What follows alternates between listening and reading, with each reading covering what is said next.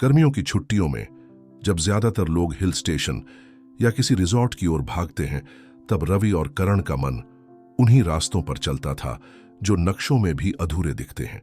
रवि शांत, सोचने वाला, पर थोड़ा डरपोक। करण जोशीला और जिद्दी, लेकिन दोनों को एडवेंचर और कैंपिंग का जुनून था। इस बार उन्होंने सोचा कुछ नया करते हैं, कुछ ऐसा जो अब तक किसी ने न किया हो। तो प्लान बना जंगल के भीतर 2 दिन की कैंपिंग। जगह नरकुंडा वन क्षेत्र, एक घना, शांत और सरकारी दस्तावेजों में सुरक्षित घोषित जंगल। लेकिन वहां के बुजुर्गों की माने तो वो जंगल कुछ कहता था। दोनों प्लान बनाकर जंगल में पहुंचे। पहले दिन की शाम वे दोनों टेंट लगाने की तैयारी कर रहे थे। चारों ओर घने पेड़, पक्षियों की चीखें और झिंगुरों की आवाजें वातावरण को रहस्यमय बना रही थी। भाई, इस जंगल में एडवेंचर करने में अलग ही मजा आएगा, करण ने उत्साह से कहा। मगर सुना है यह इलाका थोड़ा रहस्यमयी है, रवि ने हिचकिचाते हुए कहा। करण हंस पड़ा। अरे, तुझे हमेशा भूत प्रेत की कहानियों पर ही भरोसा रहता है। ये सब सिर्फ लोगों को डराने की बातें होती हैं। लेकिन रवि के मन में अजीब सा संदेह था। रात होते होते दोनों ने टेंट लगा लिया और आग जलाकर खाना बनाने लगे। अचानक हवा तेज हो गई और पास के पेड़ों की शाखाएं अजीब ढंग से हिलने लगीं, जैसे कोई फुसफुसा रहा हो। तभी करण की नजर दूर एक चट्टान के पीछे सुरंग जैसी संरचना पर पड़ी। वो क्या है? उसने उंगली से इशारा करते हुए कहा। एक चट्टान के पीछे थोड़ा अंधेरा था और उस अंधेरे के अंदर एक सुरंग का मुंह, जैसे कोई डरावना जीव मुंह फाड़े अपने शिकार का इंतजार कर रहा हो। शायद कोई पुरानी कोयले की खान होगी, रवि बुदबुदाया। करण की आंखों में चमक आ गई। भाई चल, अंदर चलते हैं, क्या पता कोई खजाना मिल जाए। पागल हो गया है, रात हो रही है, रवि ने चेतावनी दी।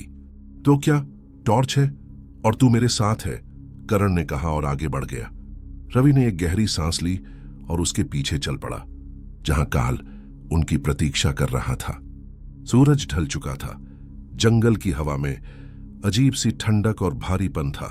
उन्होंने टॉर्च निकाली और खदान की ओर बढ़े। जैसे ही वे सुरंग के पास पहुंचे, एक तेज बदबू नथनों में भर गई। क्या सड़ रहा है यहां? रवि ने नाक पर रुमाल रखते हुए पूछा। हो सकता है कोई जानवर मरा हो, करण बोला, लेकिन अंदर कहीं डर ने उसे भी जकड़ लिया था। टॉर्च की रोशनी डालने पर सामने जंग लगी लोहे की प्लेट दिखी, जिस पर लिखा था, काल खदान, प्रवेश वर्जित। यहां मत चल करण, कुछ गड़बड़ लग रही है, रवि ने चेतावनी दी। बस थोड़ा अंदर झांक कर देखेंगे, करण ने कहा। सुरंग के अंदर घना अंधेरा था। दीवारों पर कोयले की मोटी परत थी और जमीन पर टूटी हुई पटरियां बिखरी पड़ी थीं। ये जगह तो जैसे सालों से बंद पड़ी हो, रवि ने चारों ओर देखते हुए कहा। कहीं दूर से धीमी सी घसीटने जैसी आवाज आ रही थी। ये आवाज कैसी है? रवि की आवाज हलक में अटक गई। शायद हवा की वजह से, करण ने खुद को समझाने की कोशिश की, मगर उसकी भी सांस तेज हो गई थी। दोनों हिम्मत करके आगे बढ़े। अचानक पास की दीवार पर किसी ने 3 बार खटखटाया। कौन है वहां? रवि की आवाज कांप गई। करण ने जल्दी से टॉर्च घुमाई। टॉर्च की रोशनी पड़ते ही ऐसा आभास हुआ जैसे कि दीवार पर कोई परछाई सरकती हुई निकल गई। दोनों के रोंगटे खड़े हो गए। आगे बढ़ते ही उन्हें जमीन पर घसीटने के निशान दिखे। ऐसा लग रहा था जैसे भारी भरकम कोई चीज घसीटी गई हो। ये किस चीज के निशान हैं? रवि ने पूछा। करण ने गौर किया कि घसीटने के निशान पटरी के साथ साथ चल रहे थे। शायद हमें पटरी के किनारे ही चलना चाहिए, उसने कहा। दोनों पटरी के निशान पर चलते गए, जब तक कि उन्हें एक टूटी हुई रेलगाड़ी का ढांचा नहीं दिखा। रेलगाड़ी का दरवाजा आधा खुला था और भीतर गाढ़ा अंधेरा था। चल देख लेते हैं, करण ने धीमी आवाज में कहा। नहीं, मत जाना, रवि ने उसके हाथ को पकड़ने की कोशिश की, लेकिन करण अंदर घुस चुका था। रेलगाड़ी के अंदर घुसते ही वहां एक गंदा बोरा पड़ा था, जिसमें कुछ धातु के औजार और फर्श पर जगह जगह धब्बे दिख रहे थे जो खून के लग रहे थे। रेलगाड़ी के पिछले हिस्से में किसी के पैरों की आवाज गूंज रही थी। कोई है वहां? करण ने कांपते हुए पूछा। टॉर्च की रोशनी जैसे ही उधर गई, कुछ भी नहीं था। वे रेलगाड़ी के पिछले हिस्से के दरवाजे से उतरकर आगे बढ़े। घना अंधेरा था, उनकी टॉर्च की हल्की रोशनी ही उन्हें रास्ता दिखा रही थी। कुछ दूर चलते ही उन्हें एक दरवाजा दिखा। दरवाजे के सामने छोटे पत्थरों का मलबा गिरा हुआ था। लगता है यहां कोई भूकंप आया था, जिससे सुरंग के छत के पत्थर टूटकर नीचे गिर गए, रवि ने ध्यान देते हुए कहा। करण जल्दी से जाकर रेलगाड़ी में पड़े औजार ले आया। दोनों ने मिलकर थोड़ा मलबा हटाया ताकि दरवाजा खुल सके। जैसे तैसे दोनों ने वह दरवाजा खोला और अंदर घुस गए। अंदर एक बड़ा कमरा था। जमीन पर कुछ खुदाई के औजार और मजदूरों के पुराने कपड़े, कुछ जूते तथा हेलमेट जैसी चीजें बिखरी पड़ी थी। एक तरफ बड़े बड़े पत्थरों का मलबा पड़ा था। कमरा ठंडा और अजीब सी घुटन से भरा हुआ था। हवा में कोयले की बासी गंध घुली थी। रवि की टॉर्च एक अलमारी पर पड़ी। शायद इसमें कुछ मिल जाए, उसने कहा और अलमारी खोली। उसमें कुछ पुरानी फाइल्स रखी हुई थी। करण ने एक फाइल खोली। उसमें कुछ लोगों की तस्वीरें और जानकारी लिखी हुई थी। शायद ये यहां काम करने वाले मजदूरों की जानकारी है और यह कमरा उनका चेंजिंग रूम था, उसने कहा। अचानक दरवाजे के बाहर सुरंग में कुछ खरोंचने की आवाज गूंजी। दोनों ठिठक गए। तूने भी सुना? करण ने फुसफुसाकर पूछा। रवि ने सिर हिलाया। कमरे से बाहर आकर टॉर्च की रोशनी घुमाते हुए उन्होंने देखा कि दीवार पर किसी ने नाखूनों से खरोंच कर लिखा था, भाग जाओ इससे पहले कि वो तुम्हें देख ले। ये किसने लिखा? रवि की आवाज कांप रही थी। करण ने दीवार को छूकर देखा। खरोंच के निशान एकदम ताजे थे। तभी अंधेरे में दूर से एक आवाज आई।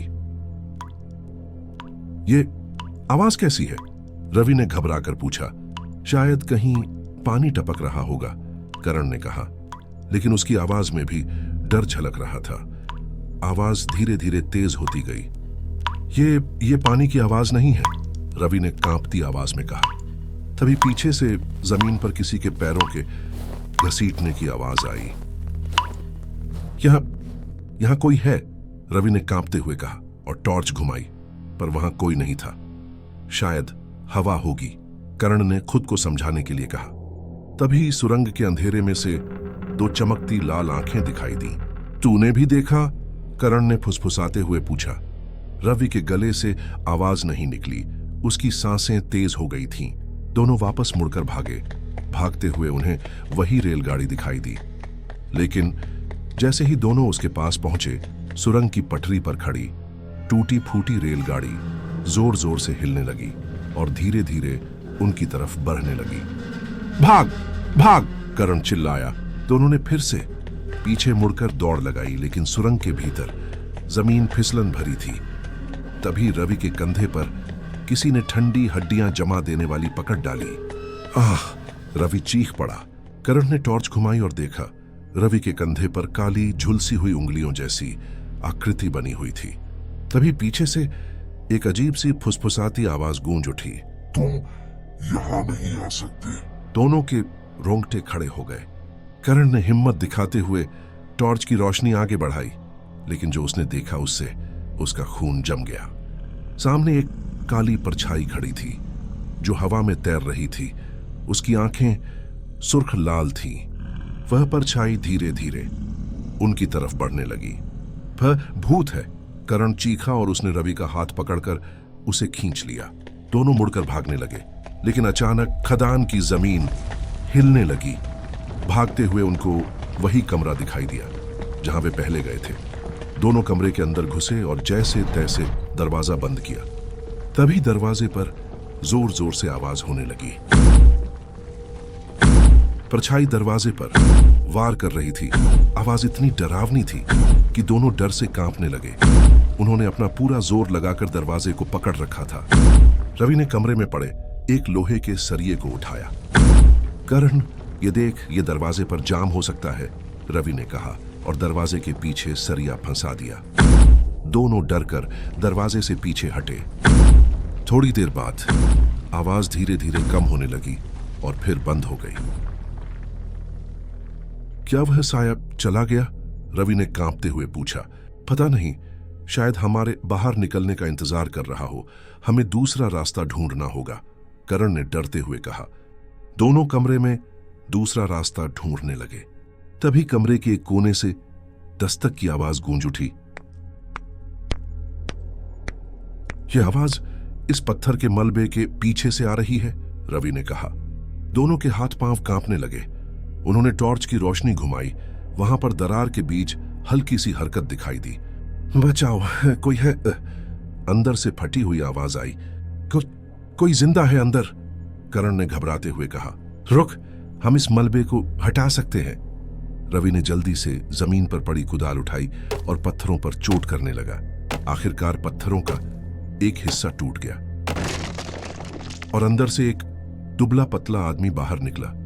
उसके चेहरे पर महीनों की थकान और डर के गहरे निशान थे। कौन हो तुम? करण ने घबराते हुए पूछा। मेरा नाम सुरेश है। मैं इस खदान में मजदूरी करता था। लगभग 2 साल से यही कैद हूं, उस आदमी ने कांपते हुए बताया। मगर तुम अब तक जिंदा कैसे रहे? रवि ने पूछा।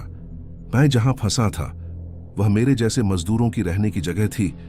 धमाके के बाद उसकी छत पर एक छेद बन गया जहां से हल्का पानी रिसता था।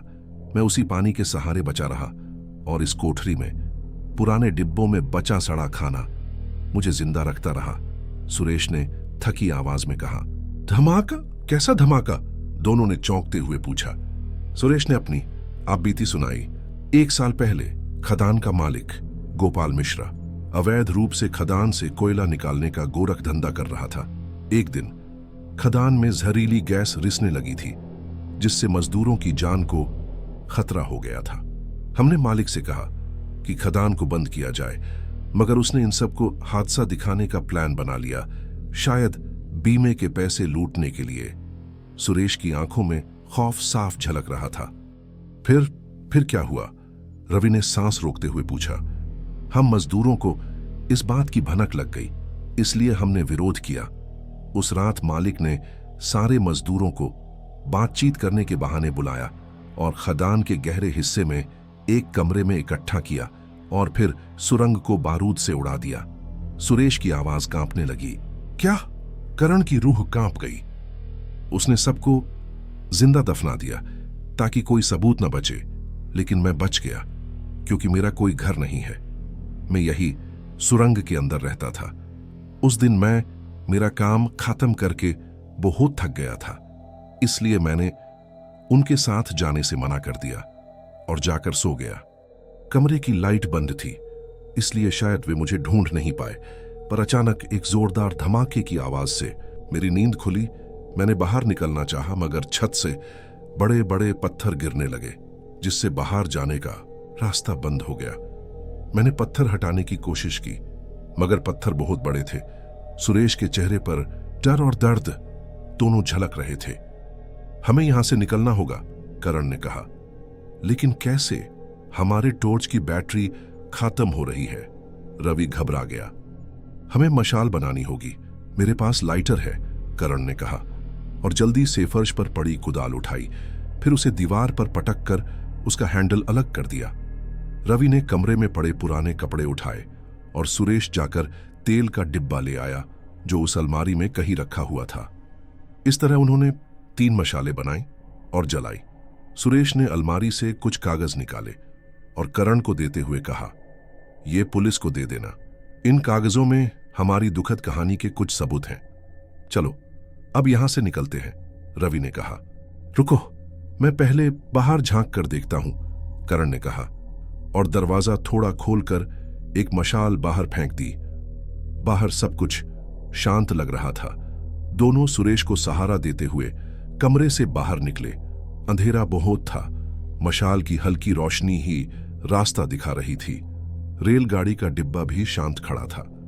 रेलगाड़ी से आगे बढ़ते ही करण का पैर फिसला और वह एक गहरे गड्ढे में गिरने वाला था। तभी रवि ने उसका हाथ पकड़ लिया।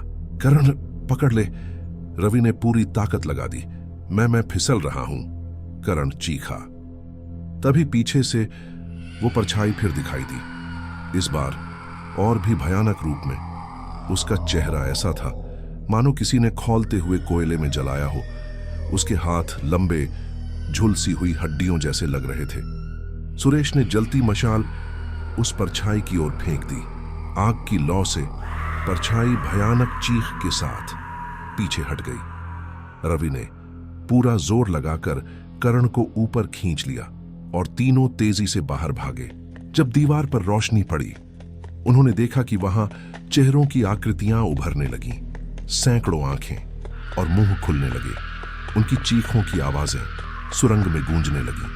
भागो! करण ने रवि और सुरेश को पकड़ा और तीनों बाहर की तरफ भागे। वे अपना पूरा दम लगाकर भाग रहे थे। रास्ते में सुरंग की दीवारों से काले साए निकल रहे थे। एक ने करण का हाथ पकड़ लिया। त्वचा बर्फ सी ठंडी हो गई। तो उनका खून देखने आया था ना, अब तू भी यहीं रहेगा। साया चीखा। करण ने मशाल से जोर का वार किया। छाया चीखती हुई गायब हो गई। ये आत्माएं उसी कोयले से निकली हैं। वही काला कोयला अब आत्माओं का घर बन गया है। सुरेश बोला। भागते हुए उन्होंने देखा, बाईं ओर एक फॉल्टेड टनल थी जिस पर लिखा था, आपातकालीन निकास केवल आपात स्थिति में खोलें। लेकिन रास्ता बड़े बड़े कोयले के टुकड़ों और टूटी लकड़ियों से भरा था। रवि और करण ने अपनी सारी ताकत लगाकर मलबा हटाया। फिर एक हल्की हवा आई। साफ हवा, यहां से बाहर निकल सकते हैं, रवि ने कहा और वे आगे बढ़े। पर तभी सुरेश पीछे रुक गया और बोला, तुम चलो, मेरा वक्त अब खत्म हो गया है। मैं यहीं का हिस्सा हूं। नहीं, तुम बच गए हो, अब तुम जिंदा हो, करण ने कहा। नहीं बेटा, मेरी आत्मा यहीं की कैदी है और यह सुरंग ही मेरा घर है। लेकिन मैं जानता हूं कि तुम लोग हमें इंसाफ जरूर दिलाओगे। सुरेश मुस्कुराया और एक चट्टान के पीछे गायब हो गया, हमेशा के लिए। पीछे से अभी भी चीखों की आवाजें आ रही थीं। दूर से किसी पुराने कोयला इंजन की गूंज सुनाई दे रही थी, जो धीरे धीरे तेज हो रही थी। दीवारों से खून की बूंदें टपकने लगी। हड्डियों के चटकने की आवाज आने लगी। दोनों वहां से भागे और टनल के आखिर में एक दरवाजे के पास पहुंचे। दोनों ने जोर लगाकर जैसे तैसे दरवाजा खोला और बाहर निकल गए। दरवाजे को खोलते ही वे बाहर जंगल में आ गिरे। सुबह का उजाला उन्हें बचाने आया था। खदान के बाहर पहुंचकर दोनों हांफते हुए जमीन पर गिर पड़े। टनल के अंदर की आवाजें धीरे धीरे धीमी होने लगी और फिर शांत हो गई। हम बच गए, करण ने हांफते हुए कहा। रवि और करण जंगल से बाहर निकलते ही सीधे स्थानीय पुलिस चौकी पहुंचे। उन्होंने सारी घटना बयान की और सुरेश ने दिए हुए कागज दिखाए। अगले ही दिन राज्य आपदा विभाग, पुलिस और खनन विभाग की टीम खदान में गई। उन्हें वहां हजारों जले हुए मजदूरों के कंकाल और अवैध खनन के प्रमाण मिले। खदान के मालिक गोपाल मिश्रा की कंपनी सील कर दी गई। पूरे देश में उस केस ने टहलका मचा दिया। सुरेश जैसे कई मजदूरों को 2 साल बाद न्याय मिला। रवि और करण अब शांत थे, लेकिन कभी उस रात को भूल नहीं पाए। दोनों ने अपनी जिंदगी का सबसे भयानक अनुभव हासिल किया था। करण ने थकी हुई आवाज में कहा, अब अगली बार कोई एडवेंचर नहीं भाई। बिल्कुल, अगली बार एडवेंचर के नाम पर बस मॉल में बैठकर हॉरर फिल्म देखेंगे, करण ने मुस्कुराते हुए कहा। खदान को पूरी तरह से बंद कर दिया गया ताकि कोई और उस खतरनाक जगह के करीब न जाए। लेकिन कहते हैं कि आज भी उस खदान के अंदर से रात को ठक ठक और चीखों की आवाजें गूंजती रहती है।